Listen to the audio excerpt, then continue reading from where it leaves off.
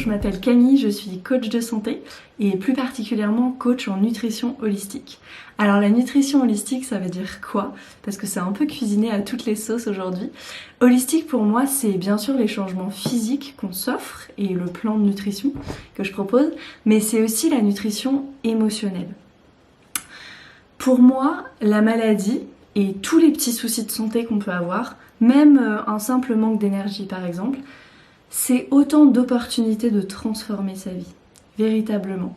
De transformer sa vie à soi, mais on va le voir, de transformer le collectif aussi. Parce que dans ma pratique, ce que je constate, c'est que quand on est malade, il y a un retour à l'essentiel qui se produit.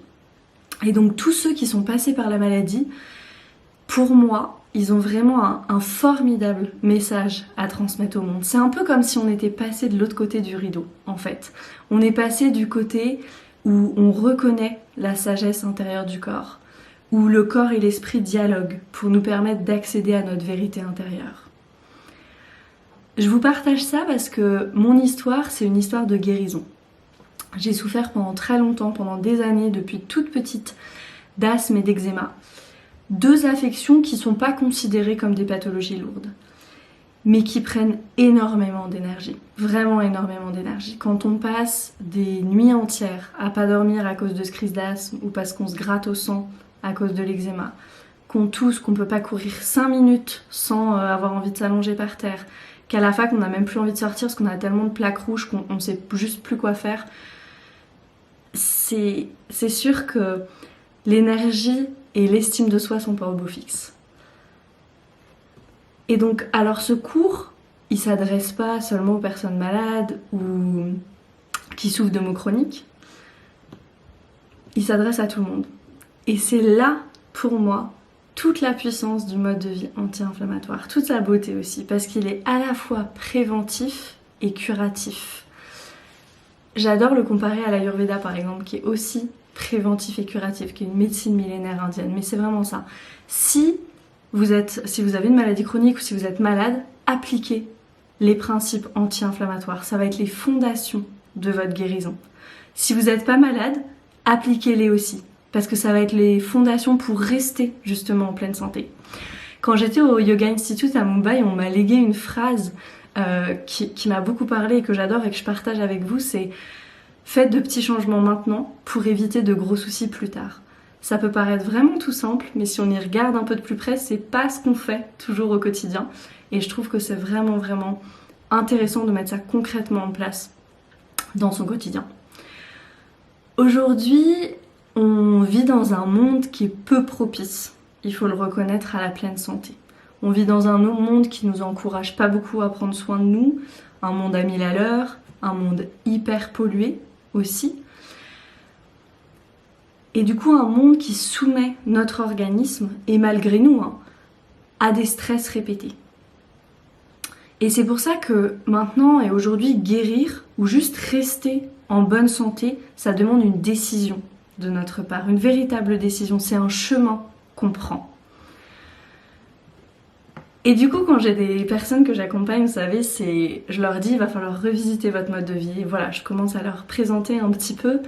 Et ça paraît pas très attrayant de prime abord, parce que il va falloir se reposer, il va falloir changer la façon dont on se nourrit, et comment je vais faire pour ma vie sociale, et les questions et les doutes commencent à arriver. Et à ça je réponds, vraiment il y a un temps pour tout, et c'est un choix, une direction comme j'ai dit.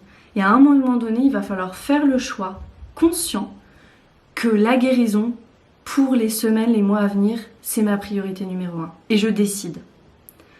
Alors il peut s'agir de maladies chroniques, de pathologies lourdes bien sûr, mais il peut aussi s'agir de choses toutes simples comme je veux bien dormir, je veux un sommeil de meilleure qualité, je veux retrouver de l'énergie, de la vitalité, j'ai des problèmes de peau peut-être que j'aimerais régler. Voilà, on ne parle pas forcément de pathologies très lourdes aussi, mais pas que. Mais à un moment donné, il faut choisir que ça, la santé, c'est la priorité. Et donc je le disais, ça implique guérir ou rester en bonne santé, de se mettre un peu en retrait, parce que un des piliers de la guérison, c'est le repos, c'est le temps pour soi. On va le voir, avec notamment les exercices de respiration dont je vous parlerai. Regardez les animaux. Les animaux, quand ils sont blessés ou quand ils vont mettre bas, ils s'éloignent du troupeau. Pourquoi ils s'éloignent du troupeau? Parce qu'ils vont trouver un endroit à l'abri des prédateurs pour se protéger, pour laisser au corps en fait le temps de faire son travail, de mettre bas ou de guérir. Donc voilà, ça c'est vraiment le processus de guérison. Et dans le processus de guérison, vous allez découvrir tellement de choses. Peut-être que ça paraît pas attrayant, mais c'est magnifique, vraiment magnifique, parce que vous allez décider maintenant d'avancer en harmonie avec votre corps. Et pas que avec vos corps, vraiment avec tout le vivant, parce qu'une fois qu'on a compris ces règles-là, on avance avec le vivant et on va pouvoir commencer à créer la vie qu'on veut. On va pouvoir donner vie à tous les projets pour lesquels on n'avait pas d'énergie jusqu'ici. Pourquoi? Parce qu'on était fatigué, parce qu'on ressentait de la lassitude, on avait une énergie en montagne russe qui fluctuait, on dormait pas assez, on avait l'impression que nos hormones se retournaient contre nous. En fait, en somme, tous nos systèmes travaillaient contre nous et nous pompaient au lieu de travailler pour nous. Et c'est ça maintenant qu'on veut changer.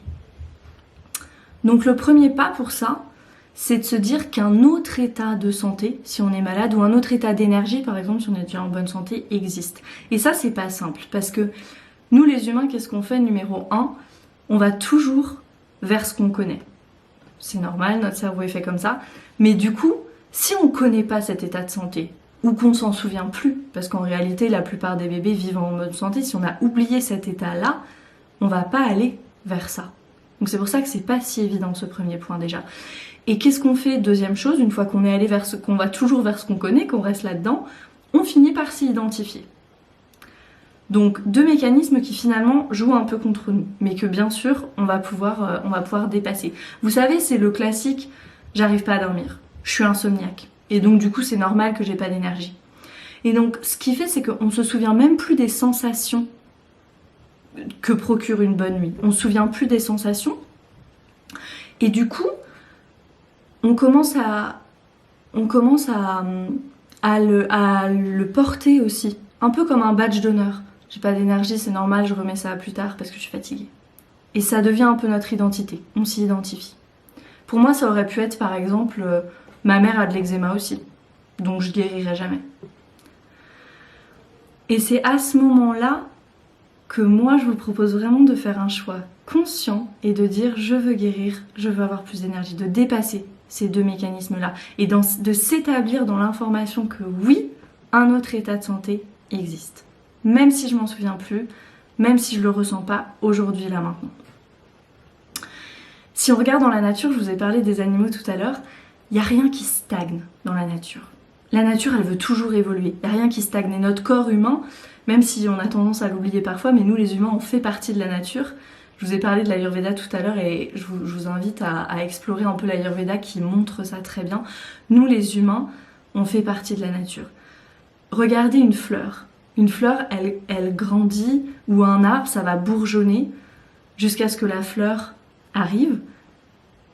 C'est ça. Ou sinon, l'arbre, la fleur meurt. Et il n'y a pas d'immobilité en fait. Et la santé, c'est pareil. Soit on va vers un état de santé optimal, soit on va vers la maladie. C'est simple, on change tout le temps. Nos cellules se régénèrent, se renouvelle à chaque minute, à chaque seconde, il n'y a pas de stagnation. Donc là, on a vraiment un choix à faire tous les jours. On a un choix renouvelé à faire. Donc si on est déjà malade, par exemple, soit on va vers la santé et vers la guérison, soit on va vers l'impasse ultime qui est la mort. Donc vraiment ici, un choix à faire. Et quand on est en bonne santé, soit on va vers la maladie, soit vers la santé optimale. Et nous, en tant qu'humains, on a besoin d'évoluer, pas seulement dans notre état de santé au niveau global, mais le corps, c'est vraiment le reflet physique de ça. Donc à ce moment-là, on se pose la question, est-ce que je veux être le manager de ma maladie ou est-ce que je veux être le fondateur de ma santé? Et c'est deux choses complètement différentes. Donc ça, c'est la première étape. Et deuxièmement, avant d'entrer dans le cœur du sujet, pour moi, pouvoir décider ça, c'est aussi se demander pourquoi est-ce que je veux plus d'énergie? Pourquoi je veux guérir? C'est le fameux Golden Circle, le cercle d'or de Simon Sinek, qui est très connu chez les entrepreneurs et qui est utilisé plus dans dans le domaine de la vente, mais qui est vraiment très pertinent ici aussi. Simon Sinek qui nous dit « Les gens n'achètent pas ce que vous faites, ils achètent pourquoi vous le faites ». Et donc l'idée ici à retenir, c'est pas de vendre quoi que ce soit, mais c'est de dire c'est du pourquoi qu'on va faire découler notre comment et notre quoi. Donc ce qu'on veut, c'est trouver un pourquoi qui soit très puissant. Quelle est par exemple, notre contribution au monde, quel est notre talent? Pourquoi est-ce que j'ai besoin d'être en pleine santé, d'avoir cette énergie? Qu'est-ce que je dois réaliser? Qu'est-ce que je veux aller apporter au monde? Comment je veux contribuer? Et en fait, il faut un pourquoi assez fort pour que, à chaque fois qu'il y a un obstacle, à chaque fois qu'on se pose la question du comment, on se mette quand même en action. Et on se mette en action avec enthousiasme, avec confiance. Donc ça, c'est pour moi la deuxième étape. Pourquoi, enfin, c'est important de parler de santé autonome aujourd'hui? Moi, j'utilise beaucoup ce terme-là. Pourquoi la santé autonome? Pourquoi j'ai besoin d'être autonome dans ma santé? J'ai tout un système de santé pour me baquer, pourquoi j'aurais besoin d'être autonome dans ma santé? Alors ici, moi, je vais répondre à une question par une autre question. Et mon autre question, c'est: est-ce qu'aujourd'hui, vous êtes complètement capable de comprendre vos symptômes, vos fatigues passagères? Pourquoi vous n'arrivez pas à vous concentrer? Pourquoi vos hormones ont l'air de se retourner contre vous? Pourquoi vous avez des maux chroniques ou même peut-être une maladie auto-immune? Et qu'est-ce que vous faites? La seconde question, qu'est-ce que vous faites quand ça dure un moment, que vous comprenez toujours pas, que vous n'arrivez pas à en arriver à bout? Qu'est-ce que vous faites? Souvent, ce qu'on fait, c'est qu'on finit par remettre notre santé dans les mains de quelqu'un d'autre. Alors souvent, ce quelqu'un d'autre, ça va être un professionnel de santé qui est tout à fait compétent, mais qui, dans le cas des maux chroniques, souvent est un peu désarçonné et a plutôt des cache-misères que des solutions à proposer. D'ailleurs, si vous enlevez le T au mot cachet, le comprimé, le cachet, il vous reste cash. Et un cachet sous l'Ancien Régime, c'était une lettre ordonnant à quelqu'un l'exil ou l'emprisonnement. Donc qu'est-ce qu'on fait? On met les symptômes en exil et après, la maladie, elle est toujours là. C'est pas parce que cette personne est en exil sur une île et qu'elle est plus en France ou dans notre pays qu'elle est plus là. Elle est toujours là. Le symptôme est plus là, mais la maladie ou le manque d'énergie ou la carence en nutriments est toujours là. Donc, dans ce cours, ce qu'on va faire, c'est qu'on va pas imposer le silence à notre corps et au contraire, on va lui permettre d'exprimer son plein potentiel. Or, je l'ai dit tout à l'heure, on vit pas dans un environnement qui est très propice, qui est très favorable au plein potentiel. On vit dans un monde qui est plutôt toxique. Et notre corps, ce qui se passe, c'est qu'il est micro-agressé au quotidien. C'est vraiment ces micro-agressions qu'on ne sent même pas. Et c'est pour ça qu'ici, on n'est pas du tout dans une démarche de culpabilisation. Pas du tout. Parce qu'il faut bien qu'on respire, l'air est hyper pollué, il faut bien qu'on boive de l'eau, qui est un cocktail de perturbateurs endocriniens. Donc à un moment, comment on fait en fait pour évoluer dans un monde dont fondamentalement il faut qu'on se protège aujourd'hui? Donc ça peut paraître un peu paradoxal, mais ça va être vraiment cet équilibre-là qu'on veut trouver en fait. Et tout ça, les émotions négatives aussi, hein, j'ai parlé de stress tout à l'heure, la pollution, tout ça, c'est une charge toxique, c'est le fameux exposome. Ça s'appelle comme ça, la somme en fait de ce à quoi le corps est exposé, c'est l'exposome et c'est la charge toxique. Et notre corps, il est soumis à ça, il sait pas comment le processer au quotidien. Et quand il est agressé, le corps, vu qu'on a dit qu'il était micro-agressé au quotidien, qu'est-ce qu'il fait? Il déclenche l'état d'alerte. Et vu que c'est quotidien, tous les jours, l'état d'alerte constant devient constant. Et donc, par définition, c'est un état d'alerte qui ne connaît pas de répit. Et donc, qui ne connaît pas, dans notre cas du corps, de temps de guérison. Et ça, c'est l'inflammation chronique. Donc, c'est vraiment important ici de comprendre qu'un corps en état d'inflammation chronique, c'est vraiment le terreau fertile pour toutes les maladies. On va comprendre pourquoi. Mais avant de se plonger là-dedans, je vous propose de voir rapidement la différence entre inflammation aiguë et inflammation chronique. Parce que on peut pas parler juste d'inflammation comme ça. Ce serait comme dire que le chien et le loup, c'est la même chose. C'est peut-être la même racine, mais fondamentalement, c'est pas du tout la même chose. Donc, L'inflammation aiguë, c'est l'inflammation qu'on peut qualifier de saine ou l'inflammation normale en fait. C'est une procédure courte qui dure quelques minutes à quelques jours si on a attrapé une bonne grippe et qui advient quand on tombe malade, quand on se blesse par exemple, une égratignure, et c'est un mécanisme de défense inné de l'organisme. Et c'est un mécanisme magnifique parce que sans inflammation, une égratignure, une coupure et on serait mort en fait. Donc voilà, mais c'est un mécanisme immédiat et qui est fait pour être court. La partie cruciale de l'inflammation aiguë, vu que c'est une inflammation, un processus qui est fait pour être court, comme je viens de le dire, c'est que elle doit se résorber et donc elle est suivie par un temps de guérison. D'accord ? Et si cette inflammation ne se résorbe pas, on dit à peu près au bout de 6 semaines, on passe à une forme qu'on appelle subaiguë de l'inflammation, mais ça peu importe, qui va arriver doucement à notre fameuse inflammation chronique. Et c'est précisément cette inflammation chronique qui est associée à un risque accru de troubles, de maux chroniques, de maladies auto-immunes, etc., etc.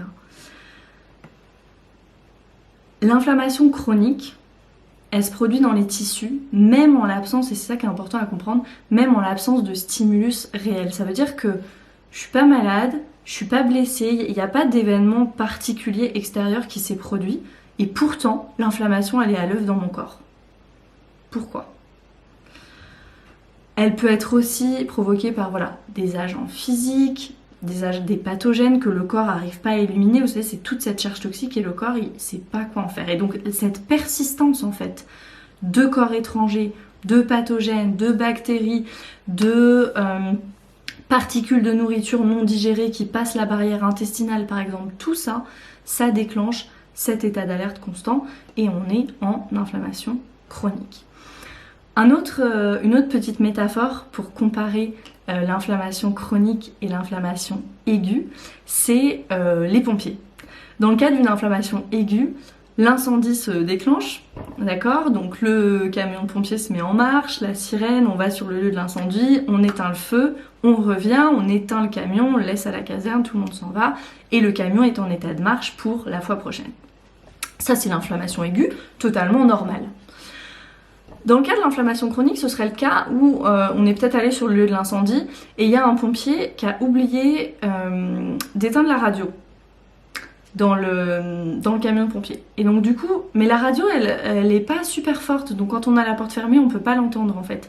Et donc là, la radio est en marche, personne ne l'entend, mais ça continue à pomper la batterie du camion de pompier. Et à un moment donné, ce sera la panne. Ça, c'est l'inflammation chronique. Voilà, donc je pense qu'on a bien compris ce que c'est. Et on a dit la radio, elle est pas forte, c'est l'inflammation chronique qu'on appelle de bas grade. C'est celle qui est tout le temps comme ça, un peu en fond. Voilà, comme le fond d'écran, les applications qui restent en fond d'écran là sur le téléphone et qui déchargent la batterie, c'est ça. Donc, ce qu'on va faire, c'est qu'on va voir comment réduire l'inflammation en agissant sur 3 piliers. Donc 3 piliers, l'alimentation, la respiration et le mouvement. Parce que quand on parle de mode de vie anti-inflammatoire, souvent on pense à l'alimentation tout de suite. Et or, vraiment l'alimentation c'est super important bien sûr, mais c'est 50%. C'est 50% du tout. Vraiment l'alimentation sans la respiration et sans un mouvement, un exercice physique adapté, ce sera beaucoup moins efficace si ce n'est pas efficace du tout. Donc, ce que je vous propose ici, c'est vraiment la réunion des dernières recherches scientifiques sur l'inflammation parce que maintenant on sait qu'un nombre, mais un nombre exponentiel, vraiment exponentiel, j'ai presque envie de dire tout, c'est pas tout, mais vraiment un nombre exponentiel de maux chroniques, de maladies auto-immunes trouvent leur origine dans l'inflammation chronique de bas grade. Quel est le point commun entre le cancer et la dépression ? L'inflammation chronique de bas grade. Quel est le point commun entre un eczéma et une maladie auto-immune, une sclérose en plaques? L'inflammation chronique de bas grade. Alors une inflammation chronique qui dans le cas d'une maladie auto-immune devient un peu plus que de bas grade, mais l'inflammation chronique. Cette inflammation chronique, elle est liée à notre système immunitaire. Le système immunitaire qui était malheureusement un non-sujet pendant la crise sanitaire là, qu'on a vécu cette année, en 2020. Mais quand notre système immunitaire, ce qu'il faut comprendre, c'est comme notre système immunitaire est agressé, les globules blancs et certaines autres cellules, les globules blancs du système immunitaire produisent des cytokines, qui sont, c'est des molécules messagères en fait, des cytokines quand un antigène est détecté. Lorsqu'un antigène est détecté. Un antigène, c'est quoi? C'est une substance étrangère. Toute substance étrangère qui va pouvoir être détruite par le système immunitaire. Le problème, c'est quoi? C'est quand le système immunitaire s'emballe en produisant trop de cytokines. Et la question, c'est pourquoi il en produirait trop? On a dit le système immunitaire, il réagit quand il est agressé.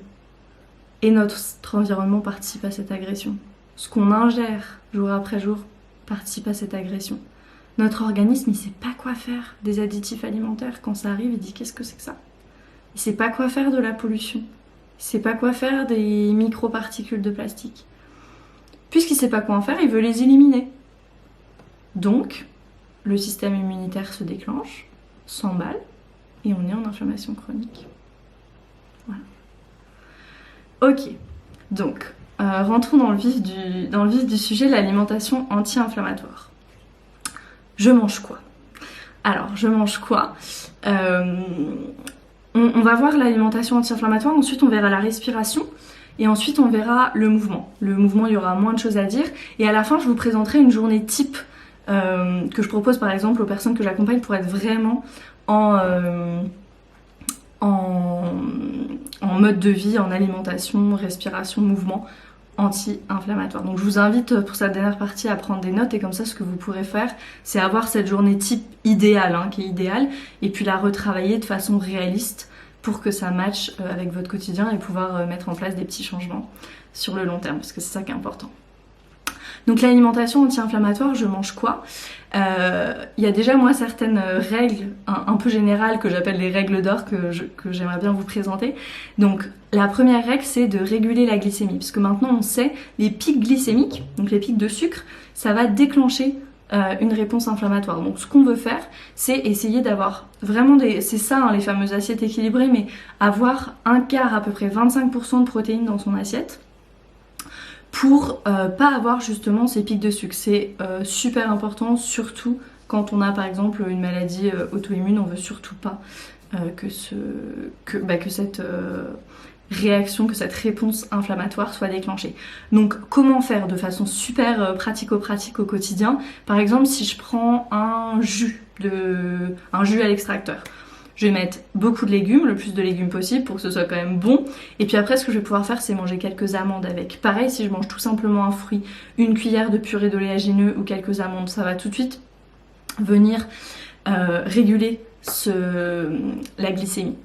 Ensuite, ce qu'on va faire, c'est qu'on va miser sur les superfoods, les super aliments anti-inflammatoires. Moi, je parle toujours de l'huile d'olive et du curcuma. Plus particulièrement de l'huile d'olive. Donc ça vraiment je vous invite à commencer, c'est un petit geste mais vraiment tout simple, c'est le geste italien, moi je l'appelle, mais c'est d'arroser de 1 cuillère à soupe ou 2 cuillères à soupe d'huile d'olive vos plats. Une fois que la nourriture est dans l'assiette, on ne la chauffe pas pour vraiment avoir toutes ses propriétés et ajouter sur vos plats de l'huile d'olive, c'est hyper anti-inflammatoire. Sur le curcuma c'est un peu plus controversé parce que le curcuma il faut vraiment une quantité assez importante de poudre de curcuma pour que ça ait vraiment un effet anti-inflammatoire, mais vous pouvez quand même saupoudrer ou l'utiliser dans vos plats. Le curcuma c'est très intéressant aussi, et l'ail aussi, très très intéressant. Je vais vous parler de mon top 10 des aliments juste après. On va essayer d'avoir un ratio, troisième règle, un ratio oméga 3, oméga 6 qui soit de 1-1. Ça veut dire qu'on veut autant d'oméga 3 que d'oméga 6.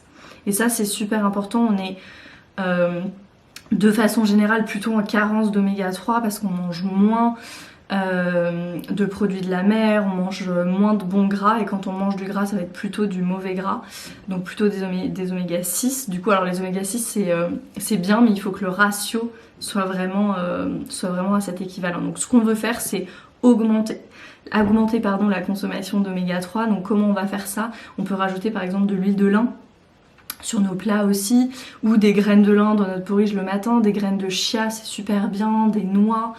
On peut aussi se supplémenter en oméga 3, et quand on supplémente en oméga 3 on fera attention à ce que ce soit bien écrit EPA et DHA, qui sont la forme végétale et animale de l'oméga 3. C'est beaucoup plus biodisponible, donc c'est plus intéressant. Donc vous pouvez vous complémenter.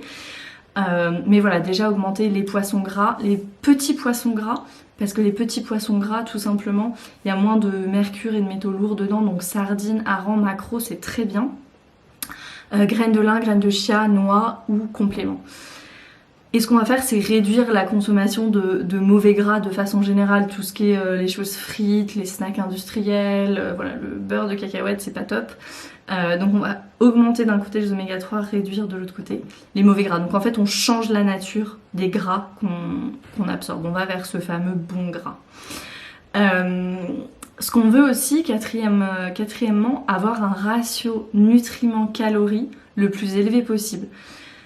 C'est cette fameuse phrase « on veut pas de calories vides ».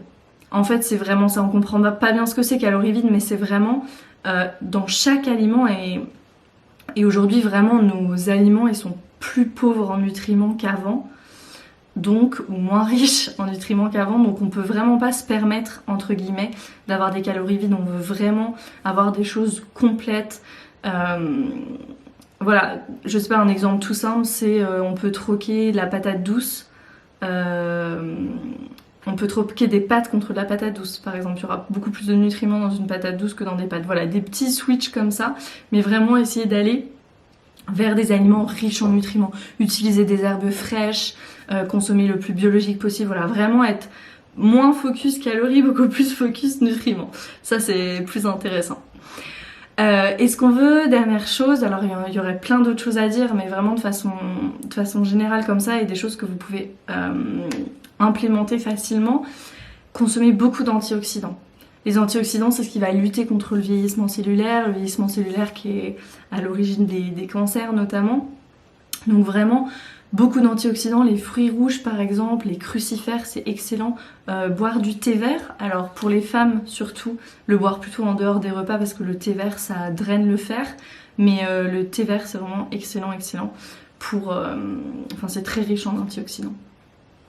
Donc voilà, moi un petit peu, donc qu'est-ce qu'on mange de façon générale et qu'est-ce qu'on va pas manger dans l'alimentation anti-inflammatoire.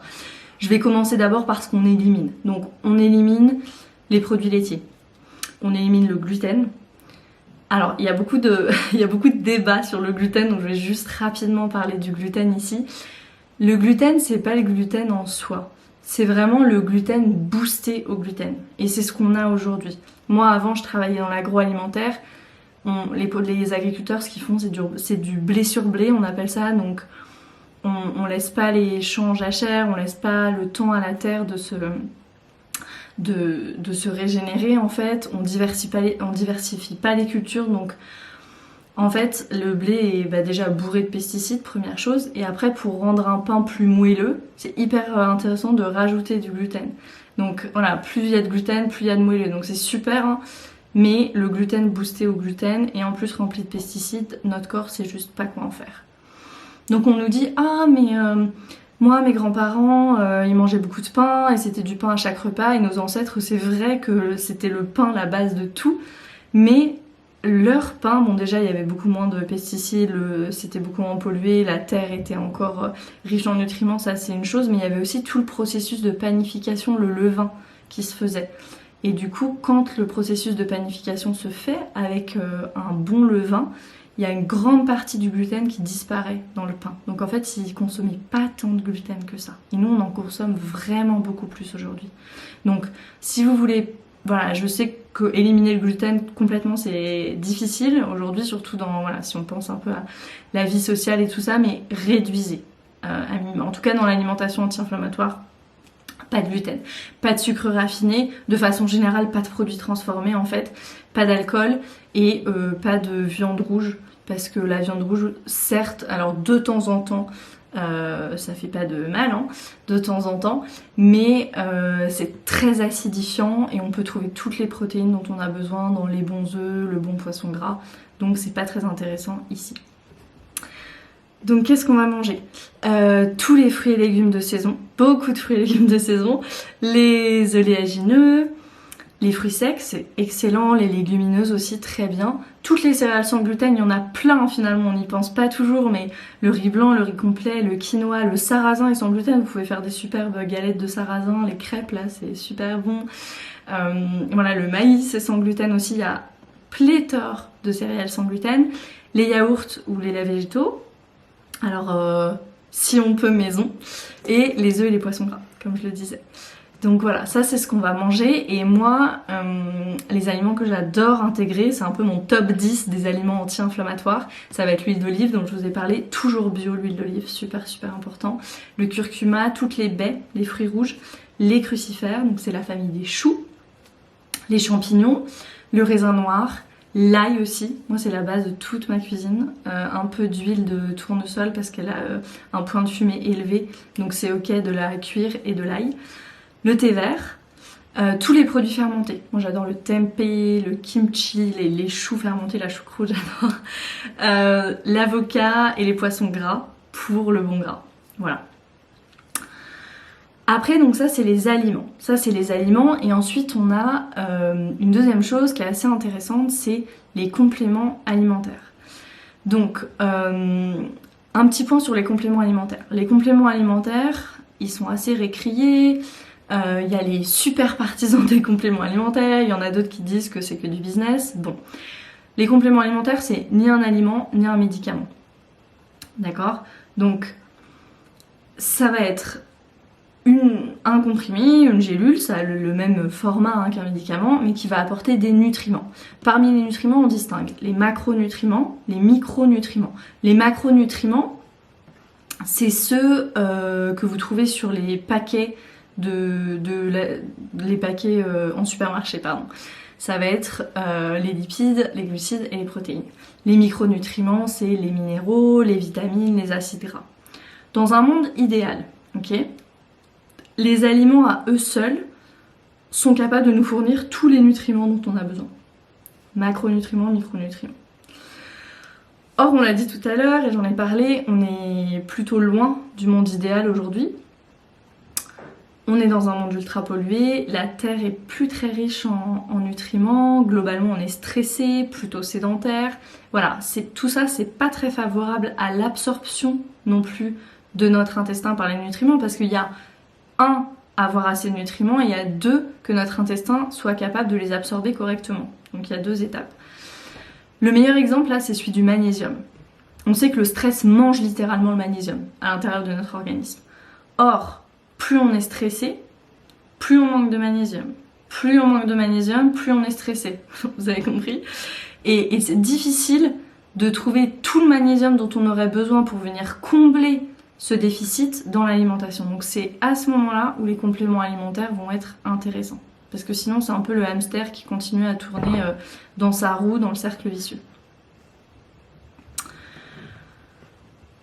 Voilà, donc moi, les compléments alimentaires, c'est vraiment un outil que j'utilise et que j'utilise beaucoup dans mes accompagnements parce qu'à un moment donné, surtout quand on a besoin de guérir, c'est pas une question d'avoir trop en fait, c'est une question où on n'est pas à 0 au niveau des compléments, on est carrément à moins 30 souvent, ou à moins 40 ou à moins 100, peu importe. Donc on veut juste utiliser les compléments alimentaires pour revenir au niveau, c'est tout. C'est pas de l'extra, c'est du nécessaire. Donc c'est pour ça que moi je suis plutôt pour les compléments alimentaires.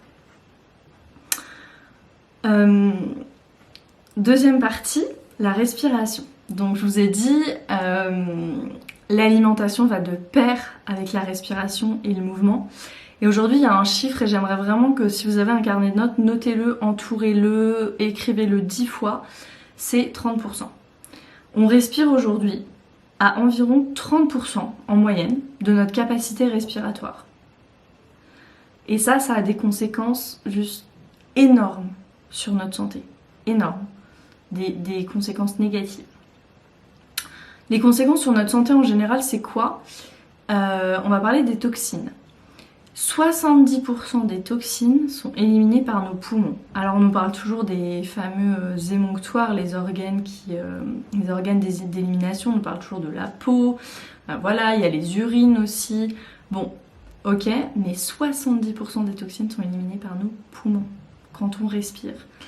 Donc, si Si on respire qu'à 30% de notre capacité, je vous laisse faire un rapide calcul. 70% multiplié par 30%, ça fait pas un pourcentage super élevé. Ça fait environ 20-21% des toxines. Donc, on vit dans un monde ultra pollué, il y a un exposum, une charge toxique à laquelle on est exposé très importante aujourd'hui, et on élimine environ 20% de toxines. Qu'est-ce qui fait notre corps des 80% restants? D'où l'importance de se reposer, d'être vraiment dans une alimentation anti-inflammatoire, réduire cette charge toxique, aller vers moins de produits transformés, vraiment faire attention à son environnement et respirer profondément pour augmenter cette respiration et cette capacité respiratoire. Ça a des conséquences aussi sur notre système nerveux. Dans la nature, quand les animaux sentent un danger, qu'est-ce qu'ils font? Ça, c'est quelque chose qui m'a été transmis par Lucille Fauque et que j'aime beaucoup, qui est très parlant, je trouve. Je vous ai parlé des animaux tout à l'heure. Qu'est-ce qu'ils font dans la nature quand les animaux sont en danger? Ils se camouflent pour pas être vus. Ils arrêtent de respirer. Ils arrêtent de respirer. Et ça, pour les humains, on peut le relier à la réponse fight or flight, qui est également appelée la réponse de stress aiguë, qui a été décrite par Walter Cannon dans les années 30, c'était un professeur à Harvard. Et donc cette réponse fight or flight, elle fait référence à quoi? Elle fait référence à une réaction physiologique de notre organisme qui se produit quand on se sent en danger. Qu'est-ce qui se passe? Le corps libère des hormones, dont le fameux cortisol dont on parle beaucoup, l'hormone de stress, via le système nerveux sympathique. Et ça prépare notre corps soit à fuir, pour se mettre à l'abri, soit à combattre. Le cortisol, qu'est-ce que ça fait? Ça augmente la pression sanguine, ça augmente le taux de sucre dans le sang et ça supprime le système immunitaire. Tout ça en l'espace de quelques secondes. Donc c'est formidable, mais au quotidien, il faut qu'on active l'autre partie du système nerveux autonome, le système nerveux parasympathique, pour pas être tout le temps dans cette production de cortisol. Parce que si on n'a plus de système immunitaire, c'est quand même pas idéal. Donc ce qu'on veut, c'est vraiment aller vers cette respiration profonde qui active le système nerveux parasympathique, donc est la partie du système nerveux autonome responsable de la relaxation, entre autres choses. Il y a des conséquences aussi sur notre système hormonal, parce que quand on est constamment en train de produire du cortisol, c'est nos surrénales, les glandes surrénales qui produisent le cortisol et qui produisent aussi les hormones sexuelles. Donc les surrénales, elles peuvent pas tout faire, elles peuvent pas être en train de produire du cortisol en permanence et produire correctement, en tout cas, les hormones, nos hormones sexuelles féminines ou masculines en même temps. Donc s'en suivent plein de déséquilibres hormonaux. Donc de manière générale, ce qu'on veut, c'est réapprendre à respirer, et moi je vous invite vraiment à explorer on a 3 types de respiration en fait, 3 endroits où on peut respirer et on le sait pas toujours. Moi j'ai vraiment redécouvert ça quand j'étais en Inde en train de faire mon teacher training là, de professeur de yoga. On a une respiration ventrale, alors celle-là elle est plutôt connue, c'est la fameuse respiration du bébé. Ensuite on a une respiration thoracique, on va souvent être à ce niveau-là, hein, parce que quand on est stressé, on respire ici plutôt en haut. Et on a une respiration aussi claviculaire ici. Si on pose les mains juste en dessous de nos clavicules, on va sentir, alors pas à travers les vêtements parce que c'est vraiment subtil, mais ça se soulève un petit peu. Et ici souvent, quand on est tendu, on tend tout ici au niveau des épaules, au niveau des cervicales, donc ici aussi. Et là quand on commence à respirer ici, on va relâcher aussi au niveau émotionnel dont je vous parlais au début. Donc moi, un exercice que vraiment j'adore proposer, c'est l'exercice de la respiration alternée. La respiration alternée, elle est aussi appelée Anulom Vilom ou Nadi Shodhana, il y a plusieurs versions dans le yoga. C'est un pranayama, un exercice de respiration issu du yoga. Et c'est une respiration où on va respirer par une narine puis par l'autre narine. Donc je vais vous le montrer ici et ensuite je vous invite vraiment à le faire de votre côté, à le faire tous les matins. Je vais vous en parler après quand je vais décrire la journée un petit peu type.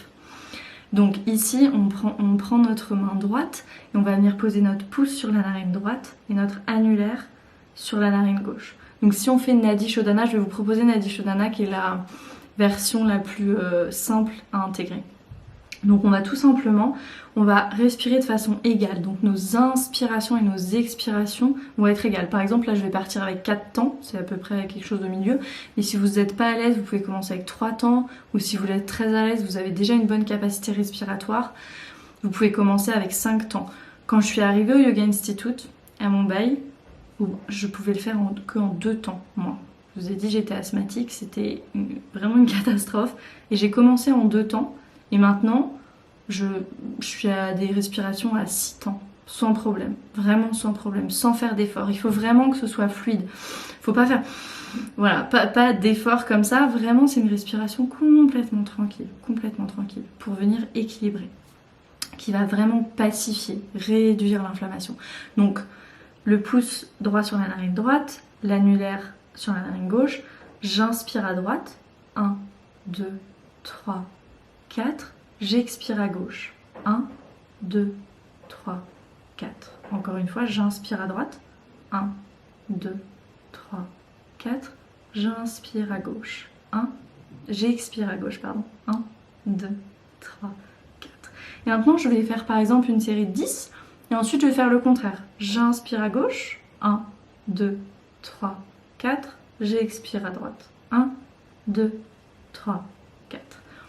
Voilà, vous avez compris, et ça, vraiment quelque chose à faire au moins 15 minutes. Donc moi, je vous encourage vraiment à commencer par 5 minutes, par jour, et tous les jours augmenter de 2 minutes en 2 minutes. Et comme ça, vous l'intégrez vraiment dans votre quotidien. Donc, et ça, c'est vraiment, vraiment super important, la respiration. J'insisterai jamais assez. J'ai eu une personne que j'avais accompagnée une fois qui m'avait dit ah mais il y avait des progrès phénoménals, c'était pour un intestin irritable en 2 semaines, c'était juste phénoménal les progrès.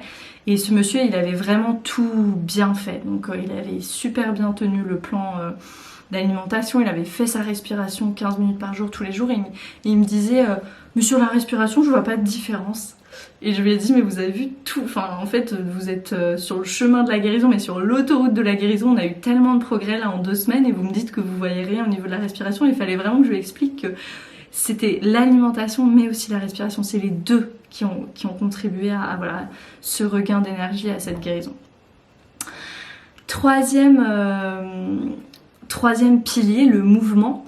Alors sur le mouvement, il y a, voilà, je vais être un peu plus rapide, mais de façon générale, il faut vraiment, pour rester dans cette démarche où on ne veut pas activer la réponse inflammatoire, parce qu'on est déjà dans une inflammation chronique de bas grade, ce qu'on veut faire ici, c'est vraiment aller vers de l'exercice modéré.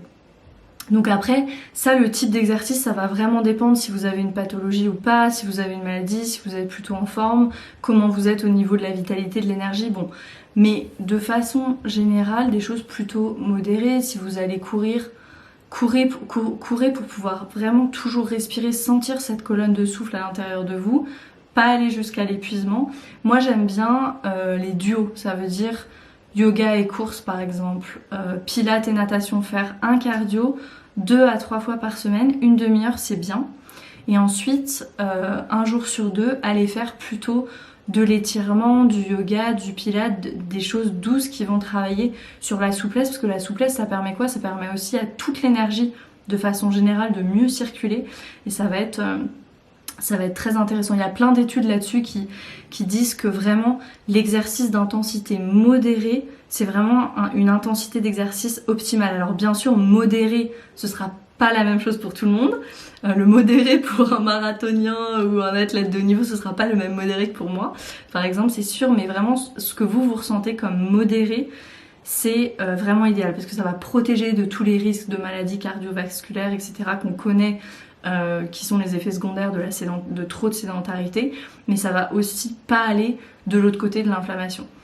Là-dessus, je peux vous l'illustrer vraiment, parce que moi c'est quelque chose que j'ai vécu avec l'eczéma et avec l'asthme par exemple. Quand j'étais à Paris, que j'étais étudiante, c'est une des périodes de ma vie où j'ai eu le plus notamment d'eczéma. J'étais complètement inflammée. J'avais de l'eczéma partout, enfin c'était terrible. Mais je pensais avoir un mode de vie sain, enfin je mangeais super végétal, plein de légumes, alors beaucoup de pain. Mais j'allais à la salle de sport tous les jours et ce que je préférais c'était les sports hyper cardio, hyper explosifs, le RPM, là, le vélo, les body attack et tout. Et j'étais super inflammée en fait. Et voilà, en apprenant après, j'ai compris que ça me faisait plus de mal que de bien. Donc vraiment aller sur du modéré et du quasiment tous les jours.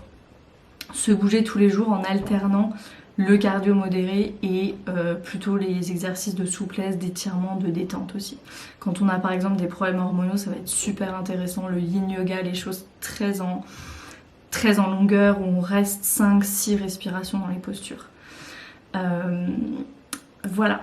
Donc à quoi ça va ressembler une journée type anti-inflammatoire, et puis après je vous laisserai sur quelques conclusions, quelques réflexions. Alors une journée type anti-inflammatoire, on va se lever le matin, on va prendre un petit déjeuner. Alors vous pouvez opter, si vous êtes plutôt dans une démarche de détox, d'alléger, moi je conseille un fruit le matin avec quelques amandes par exemple, c'est très bien, une pomme, du raisin rouge, ça dépend de la saison évidemment, des grenades, c'est vraiment les choses les plus anti-inflammatoires ça, et quelques amandes ou pistaches. C'est très bien.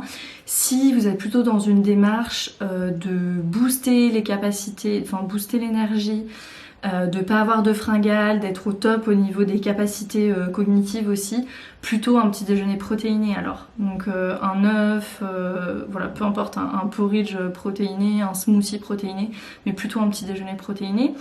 Après en snack, par exemple, moi je propose souvent une galette de riz avec de l'avocat. Écrasé, c'est très bien, et du sel, du poivre et l'huile d'olive. Ou en snack, vous pouvez prendre du coup un fruit et quelques amandes et pistaches, c'est très bien. J'évite moi toujours dans les programmes que je donne, j'évite les noix de cajou, les cacahuètes parce que c'est assez lourd sur la digestion. Donc voilà. Ensuite, le déjeuner et le dîner, ils sont assez similaires. Ça veut dire que ça va vraiment être... On commence par une salade, parce que ça, c'est les fibres, ça va venir réveiller l'intestin. Une salade avec de l'huile d'olive, encore et toujours, ou une sympathique vinaigrette, mais avec de l'huile d'olive dedans. Des légumes cuits, du riz. Alors au début, vous pouvez commencer par du riz, parce que le riz, c'est vraiment une céréale hyper pacifiante.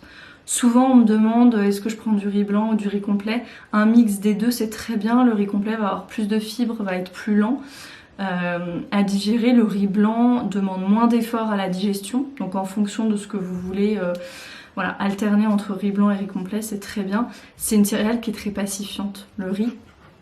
Et ensuite vous pouvez aller vers du quinoa, du sarrasin. Et ensuite, le snack de l'après-midi, vous pouvez vraiment alterner sur les snacks, tant que c'est sans gluten, pas de sucre raffiné, ça peut être des fruits avec de la purée d'oléagineux, ça peut être vraiment, vraiment plein de choses. Ensuite, bien s'hydrater. Moi, je conseille de boire, alors toutes les 90 minutes, toutes les heures et demie à peu près, c'est pas toujours facile à mettre en place, mais vraiment boire régulièrement comme ça. Parce que c'est pas intéressant de boire 1 litre d'un coup et après de plus boire, il faut vraiment le temps que le corps absorbe l'eau, parce que sinon ça va juste flusher les nutriments hors du corps, donc c'est pas intéressant. Vraiment boire petit, plutôt à température ambiante et tout le long de la journée. Et ensuite aller se coucher tôt.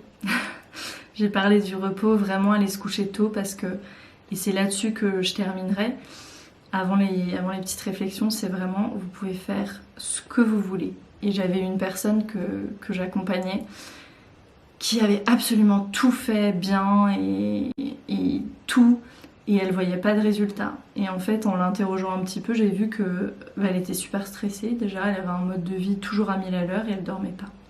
Parce qu'elle avait un enfant en bas âge, mais aussi parce qu'elle n'arrivait pas à dormir.